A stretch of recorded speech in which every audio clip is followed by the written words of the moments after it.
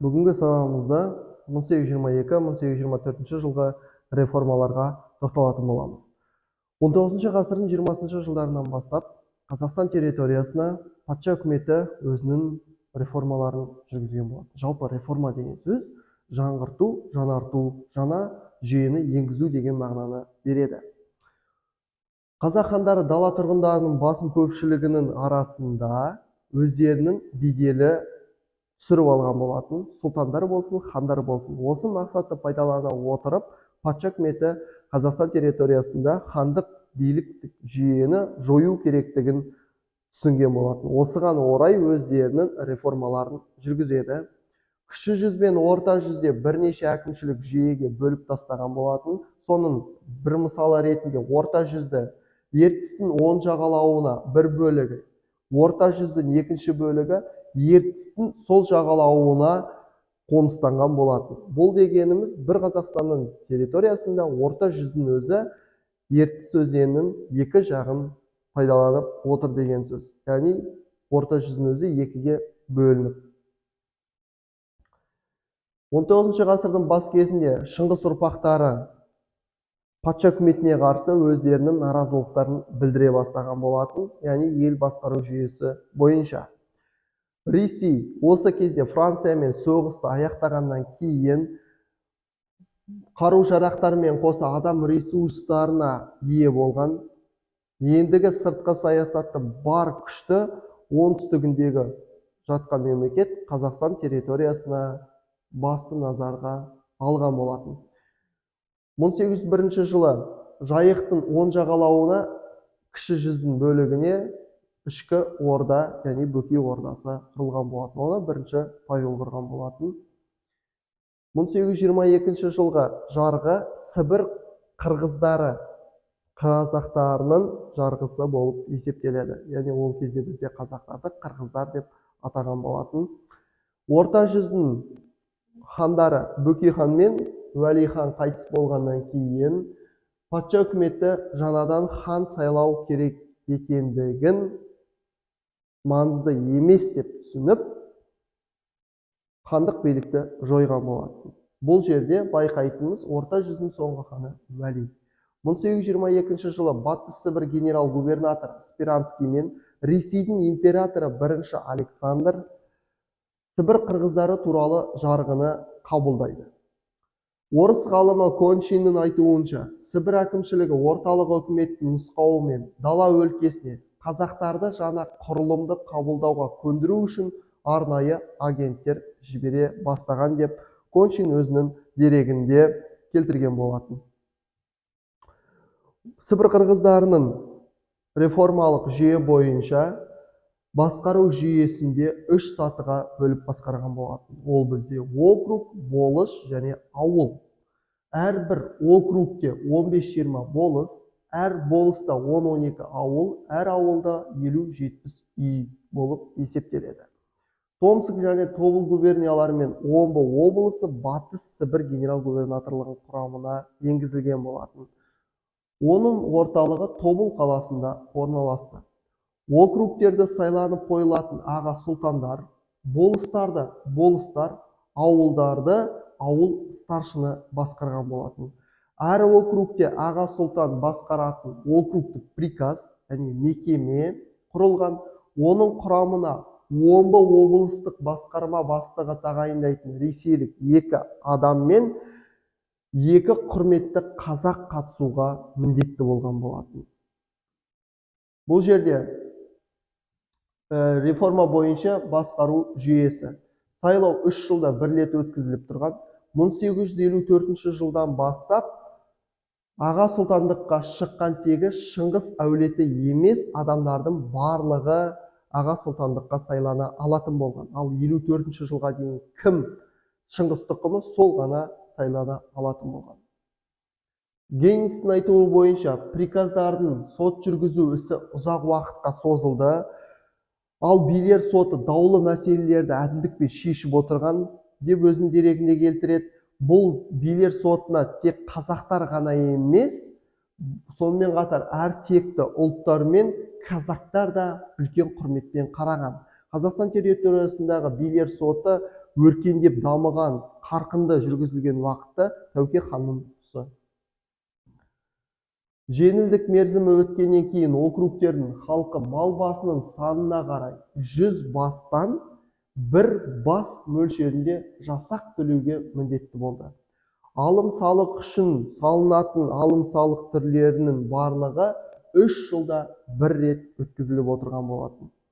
Әр округте 2 емшіден болады. Тұрақты жұмыс істейтін ауруханалар осы Сібір қырғыздарының жарғысы бойынша ақырындап ауруханаларда пайда бола бастаған болатын. Енді бұл ауруханалардың пайда болуы бір жағынан Қазақстан территориясында жақсы жағынан деп те қарастырсақ болады. Жергілікті әкімшілікке халықты шешек ауруына қарсы егуден өткізу міндеттелген. Христиан дінін таратушы миссионерлерге қазақ халқының аға сұлтандар да жалпы қарапайым халықта барлығы христиан дінін таратушыларға өздерінің наразылығын білдірген болатын.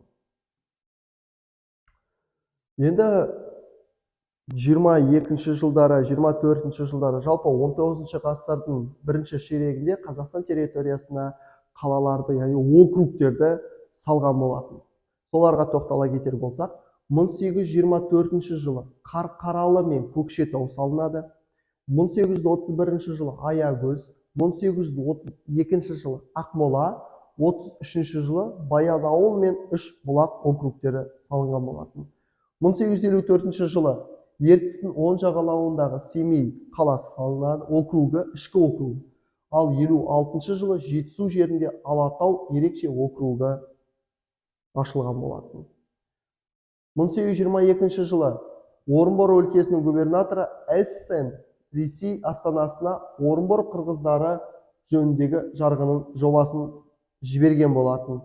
Міне, бұл жобаны ұсынған уақыты 1822 жылы. Кіші жүзде Шерғазы хан Орынборға шақыртып алынады.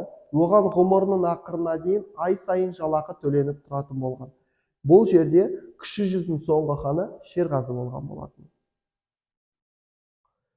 Кіші жүз аймағын үшке бөліп басқарады. Батыс бөлік, орта бөлік, шығыс бөлік болды. Басқарушы сұлтандарға казактардың жасақтары да бағындырылды. Ондай жасақтардың әрқайсысында 100-ден 200-ге дейін адам болған болатын. Түтін салығы әрбір отбасыдан алынған болатын. Түтін салығының мөлшері 1,5 күміс ақшаға, яғни сомға тең болатын. Жалданып жұмысқа тұрушылар үшін арнайы 15 тиыннан алым енгізілген болатын. Басқарудың жаңа тәртібі енгізу барысында ол шекаралық аймақтарға енгізіледі. Және де бұл жерде басты назарға алынатын жағдайдың бірі бұл Сібір қырғыздары болсын, Орынбор қырғыздары болсын, кез келген реформаны жүргізу барысында қазақ халқының арасында оны қолдайтын болады және қолдамайтын топтар болады. Яғни екі қарама-қарсы топ болады. Осы екі қарама-қарсы топтың қолдайтын тобын патша үкіметі өздері қолдау арқылы қазақ жерінде реформаларды жүргізген болатын. 22 жылы жарға аздаған өзгерістер енгізілген түрінде 60 жылдардың ортасына дейін сақталған. Яғни 19 ғасырдың 20 жылдары басталған реформа 19 ғасырдың 60 жылдарына дейін қолданыста болған. Патша үкіметі Елек өзенінің бойында кіші жүз қазақтардың жерін қосып алады. Осы жерде жаңа Елек шебі құрылады. Оның құрамына Жайық, Елек, Құралай және Бердянка өзендері кіреді. Бұның барлығы жаңа Елек шебі болып есептеледі. Қазақтардың осы кезде 600 мың десятинаға жуық жері тартып алынды. Бұл картада 22-24 жылдардағы реформа әкімшілік бөлімі. Міне, жаңағы айтып өткен кіші жүз жеріндегі батыс, орта, шығыс бөлік болып үшке басқарылған бөлігі. Елек өзенінің бойында Изобильная, Боранды, Жаңа Елек, Линев, Көмірлі, Ветлянская және Бердянская сияқты бекініс қалашықтар бой көтере бастайды. 1835 жыл Ор мен Томск бекіністер аралығында өтетін шекаралық шеп қазақ даласын ішкі жағына қарай жылжытылды. Бұл жерді Жаңа шеп аймағы деп атаған болатын. Жаңа Елек құрылды, енді Жаңа шеп аймағы құрылды. 22 жылы Табын руының батыры әрі биі Жоламан Тіленшіұлы Ресейге, яғни патша үкіметіне қарсы наразылығын білдіріп көтерілісті бастаған болатын. Осы көтерілісте Елек өзенінің бойында 3000-ға жуық көтерілісші Жоламан Тіленшіұлын қолдаған болатын. 25 жылы көтерілісшілерді шабуыл жасап, патша үкіметі толығымен аяусыз қырып жойып жаншыған болатын. Яғни нәтижесі Жоламан Тіленшіұлы жеңіліске ұшырады. Келесі көтерілістің бірі 25 жылға ол Қарқаралы округіне Саржан Қасымұлының көтерілісі. Ол 1826 жылы Саржан патша үкіметіне ашықтан ашық шайқасқа шыққан болатын. Қазақтардың осы кезде тағы да 4 миллионға жуық десятина жері тартып алынады. Саржан Қасымұлының көтерілісі де жеңіліске ұшыраған көтерілістердің бірі. Осылай бүгінгі сабағымызда толығымен 1822 және 1824 жылғы реформаларды қарастырдық. Яғни қысқаша бір айта кететін жағдайы, ол 1822 жылғы реформа ол Сібір қырғыздары, яғни орта жүзде жүргізілген реформа. Ал 1824 жылғы реформа ол бізде кіші жүзде жүргізілген реформа. 1822 жылғы реформаны Спиранский жүргізген. 1824 жылғы реформаны Эльстен генерал-губернатор жүргізген болады. Ал екеуін де қолдаған патша бірінші Александр. Және жаңағы слайдта айтқанымыздай 1822 жылы Орынбор қырғыздарын басқару туралы жарлық шығады. Оны күшіне енгізіп, бірінші Александр қолдап дамытқан уақыты 1824 жыл болып есептеледі. Осылай бүгінгі сабағымызда толық реформаны аяқтадық.